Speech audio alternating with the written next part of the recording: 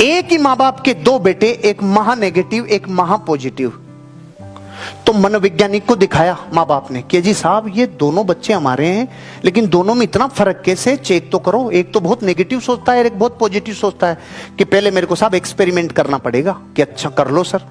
कि इन बच्चों को अपने को क्या करना होगा, इन दोनों का एक ही दिन बर्थडे आता है, इनको उस बर्थडे से एक रात पहले रात को अलग अलग कमरों में सुलाना है और गिफ्ट से कमरा भर देना है। तो दोनों बच्चों के कमरों को गिफ्ट से भर दिया। जो बच्चा बहुत नेगेटिव था उसके कमरों में बड़े बड़े अच्छे खिलौने, महंगे महंगे खिलौने।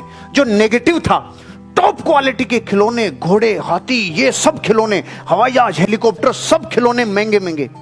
और जो पॉजिटिव लड़का था उसके कमरे में घोड़ों की लीद से भरे बक्से रख दिए, वो भी गिफ्ट थे, वो रख दिए। सुबह दोनों बच्चे उठे। दोनों बच्चे उठते ही नेगेटिव वाले जब बाहर आया तो रोता रोता आया, मेरे हवाई जहाज का पंखड़ा टूट गया, मेरे हेलीकॉप्टर की टांग टूट गई, मेरे घोड़े सही नहीं है, मेरे हाथ में।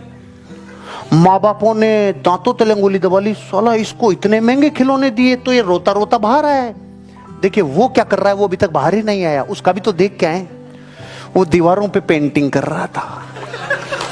अरे लीद इतनी है तो मेरे घोड़े कितने होंगे बाहर, मेरे माँ बाप ने बाहर घोड़े भी खड़े किए होंगे। वो दीवारों पे पेंटिंग बना रहा था।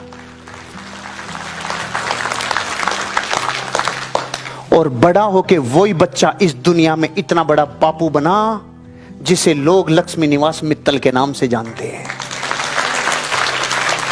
अरे जिंदगी में सौभाग्यशाली लोग अपना जीवन का निर्माण करते हैं, मेडिकल से गोली नहीं लाते सौभाग्य की।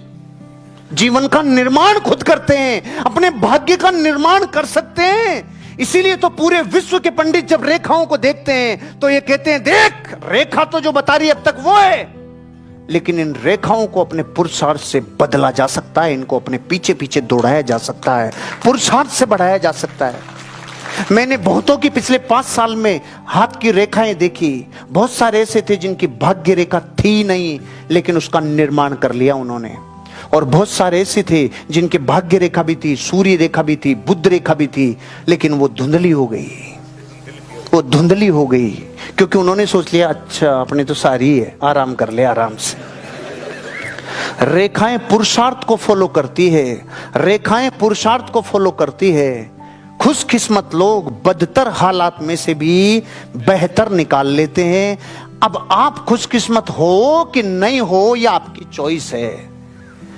हालात जैसे भी हो, आज जो आपके पास सिचुएशन है जो है, या तो उसको रो सकते हैं नया सामान कब आएगा, नया सामान कब आएगा, या तो रो ले, सामूहिक मातम मना ले। सामूहिक मातम समझते हो? अरे मर समझ पाट मत न चाटू तुम मन चाट, बैठ के बात करेंगे आजा। तो ठाले लोग निठल्ले लोग होते हैं ना, वो बैठ के बात करते हैं। मुझे 2012 में मेरी इंडस्ट्री की रक्षा के लिए 37 दिन जेल जाना पड़ा।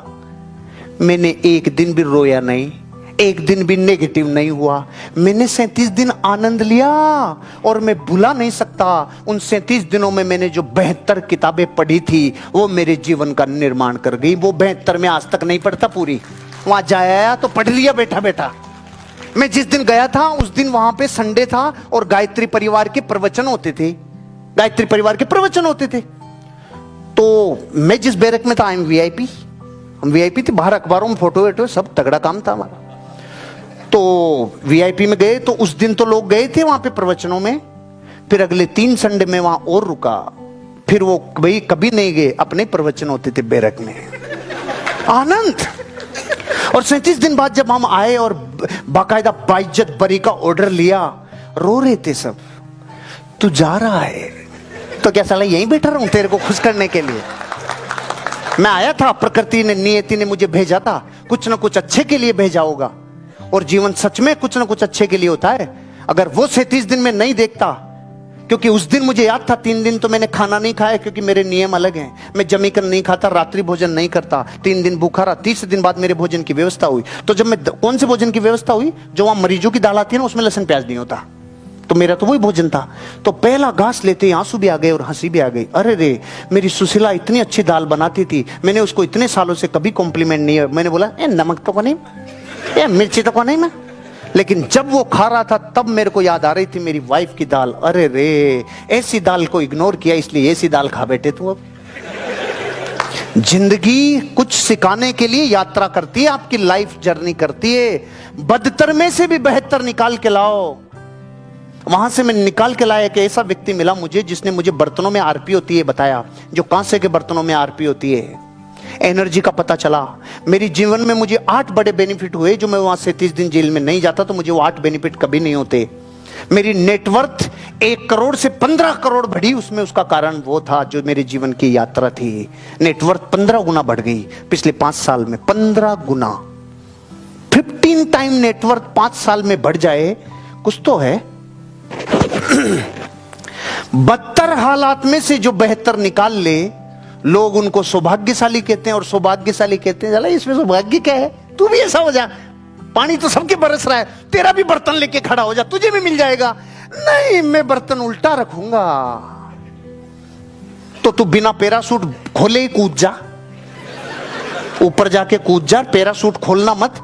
फिर बोलना मेरा तो भाग्य साथ नहीं दिया। तेरा पैरासूट साथ नहीं दिया बेटे, तेरा भाग्य नहीं दिया।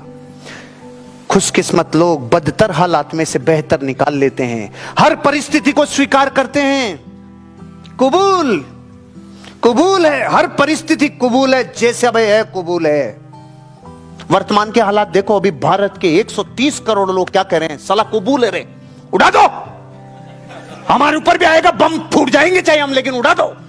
भारत का आदमी अचानक देशभक्त हो गया पिछले कई 15 दिनों से, आपको नहीं लग रहा? पूरे देश को जब पहली बार ये घटना हुई तो अपने देश को क्या डर लग रहा था, परमाणु बम नहीं गिरा दे यार, उसके पास बहुत सारे हैं यार। आपको नहीं लगता जब ये 2 दिन पहले घटना हुई और उसने वापस अपना एक F-16 भेजा और फिर वापस ये हुआ, आपको नहीं लगता कि जिंदगी में अंदर से एक देशभक्ति जज्बात पैदा कर रही है? अपने जीवन में जो बदतर में से बेहतर निकाल सके वो सौभाग्यशाली लोग हैं, हर परिस्थिति को स्वीकार करते हैं।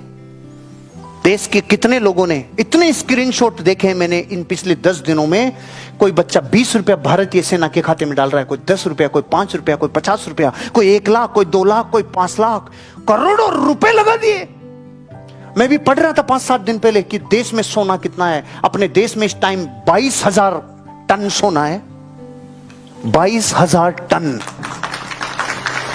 65 लाख करोड़ का सोना, और भारत सरकार का बजट 6 लाख करोड़, और सोना अपने पास 65 लाख करोड़। एक बार तो भारत सरकार मांग लेना, इन गर्मी मांग लेना थोड़े दिनों में, तो पूरा 65 लाख करोड़ दे दें अपन।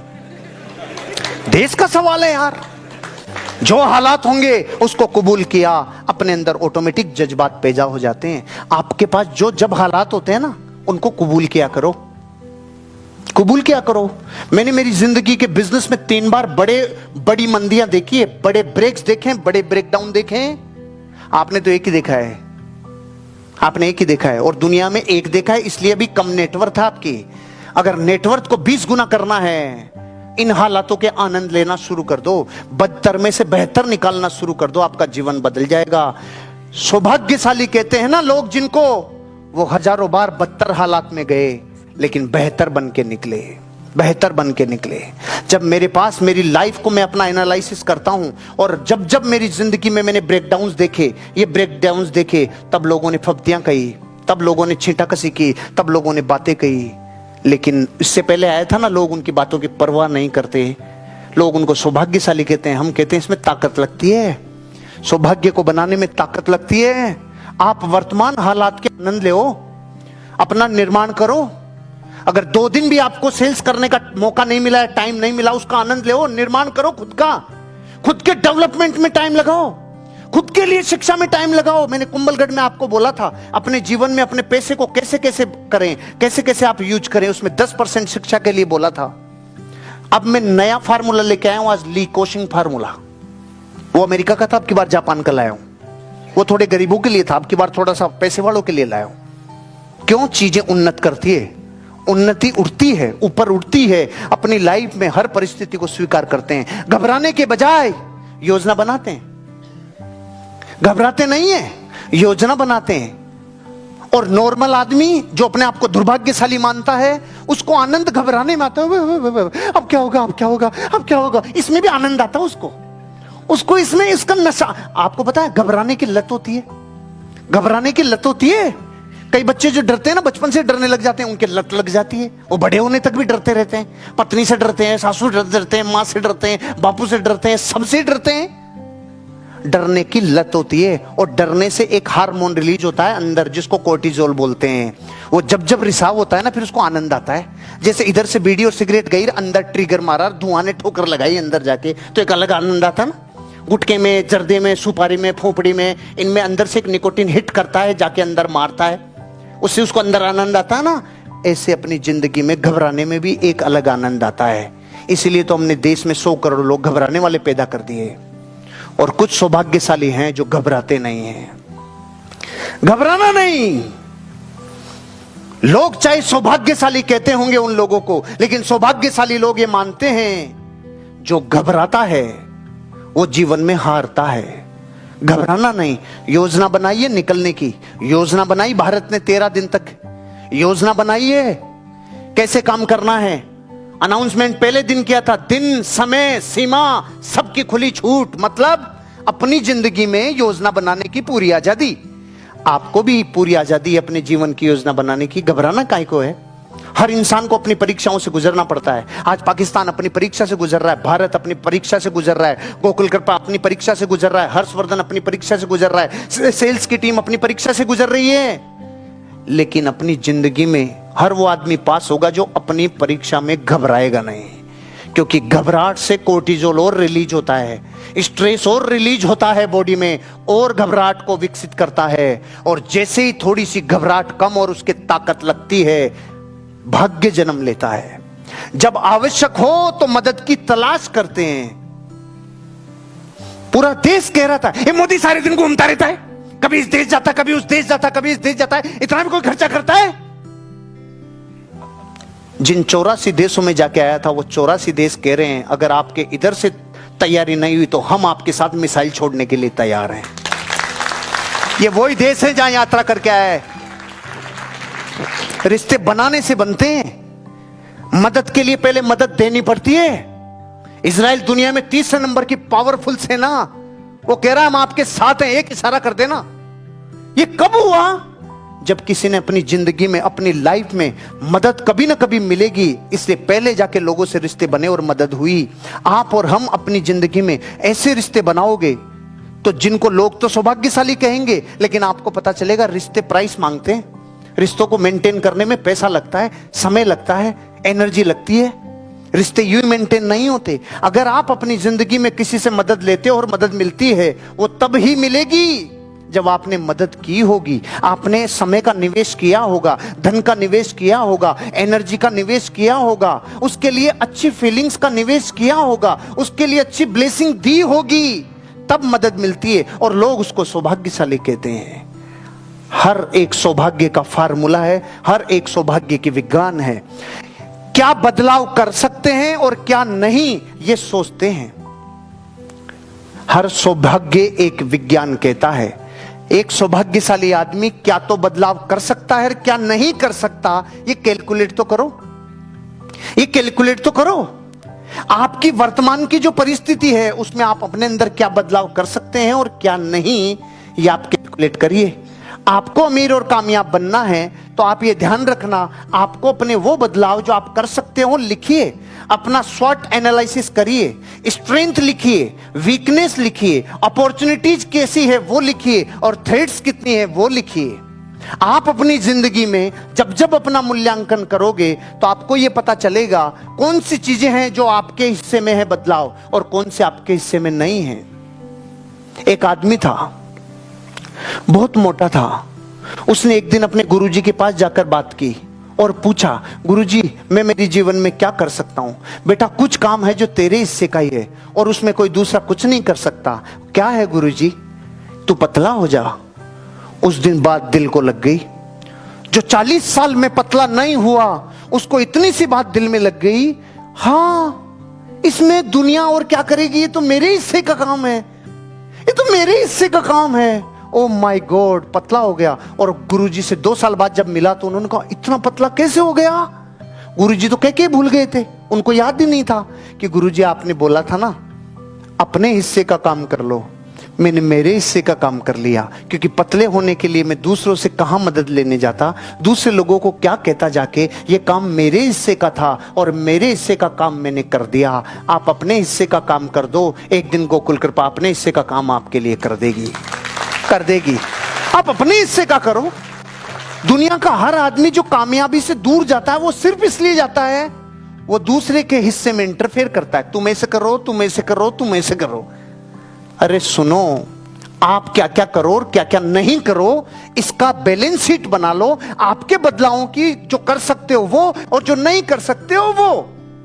अपने हिस्से का काम करो।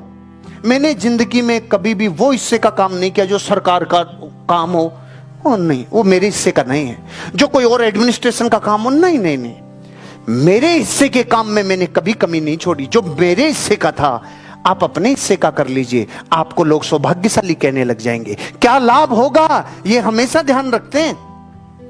चाहे तकलीफ कितनी हो, घबराहट कितनी हो, उस घबराहट में टेस्टोस्टेरोन रिलीज करते हैं बॉडी में, ऐसा हार्मोन रिलीज करते हैं जो खुशी पैदा करे। और दुनिया में भरे दुख में भी अगर आपको यह पता रहे कि यहां से 2 रुपए का फायदा होगा, तो बताओ जीवन में आदमी ऊपर उठने की उम्मीद बनती है कि नहीं बनती है? ये रिस्क का टाइम कोई आज ही नहीं है, घबराने की आदत और घबराने के मौके कोई आज ही नहीं है। आज से 2000 साल पहले जब व्यापार करने भारत के लोग जाते थे, यहां के गुजराती, यहां के मारवाड़ी, यहां के सिंधी जब बाहर जाते थे, पूरी मध्य एशिया की तरफ जहाजों से जाते थे, पूरा जीवन रिस्क पे लगा के जाते थे, पूरा जीवन रिस्क पे लगा के जाते थे। समुद्री लुटेरों का डर था, टूटे फूटे जहाज थे, कहीं भी मछलियों की डर हो सकता था, जानवरों के डर थे, पूरा जीवन रिस्क पे लगा के जाते थे। तो मैंने चाणक्य का अर्थशास्त्र पढ़ा है। चाणक्य ने अपने अर्थशास्त्र में ब्याज की गणित अलग अलग बताई है। सामान्य लेन देन में उन्होंने 1.25 रुपए सैकड़ा बताया है, व्यापार के लेन देन में उन्होंने 5 रुपए सैकड़ा बताया है, और जो बाहर के टाइम पे वित्तीय लेन देन होती थी उसमें तो उसने 30-30 रुपया सैकड़ा ब्याज को न्याय बताया है, 10-10 रुपए सैकड़े ब्याज को न्याय। पूरी अर्थशास्त्र में मैंने देखा अलग अलग चीजों के लिए अलग अलग ब्याज बताए। पता है भारत का आदमी उस टाइम 2000 साल पहले रिस्क क्यों लेता था? 2000% का रिटर्न होता था। 2000%, 2000 गुना। अगर जिंदे आ गए, अगर बच के आ गए और 2000 गुना सामान कर लेंगे, 2000 गुना पैसे की कमाई होगी। ये चीज अपने जीवन में ये याद रखते हैं। सोचो किसी को बुरी खबर मिले, ओहो घर में एक आदमी चला गया, तो ये दिल को तो दुख देने वाली खबर है और तकलीफ भी होगी, इसकी कमी को पूरा भी नहीं किया जा सकता। फिर 3 दिन बाद आपके पास इंश्योरेंस कंपनी का फोन आया, साहब उन्होंने 5 करोड़ का इंश्योरेंस कराया था। अच्छा भैया कहां साइन करने हैं? मृत्यु में भी लाभ, दुनिया में अपॉर्चुनिटी, दुनिया में लाइफ में घबराने की आदत से उभरने की आदत। जब आपको लाभ याद रहता है ना तो डर नहीं लगता, डर नहीं लगता, डर नहीं लगता।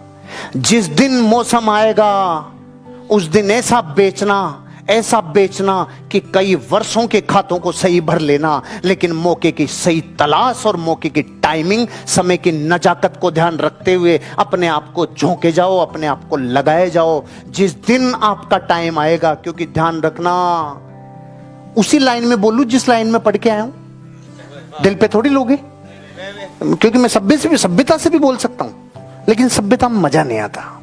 सही बोलूं, मुझे अपने आप को मोटिवेशन यही लाइन देती है, एक दिन हर कुत्ते का दिन आता है, एक दिन हर कुत्ते का दिन आता है। ये बात को मैं जब जब बोला हूं, जब जब मैंने जीवन में बॉटम देखा है, अपना भी दिन आएगा। और ये सच है, दिन आता है, सबका दिन आता है, लेकिन जब तक दिन नहीं आता है तब तक जो रोते हैं उनका दिन कभी नहीं आता है। रोना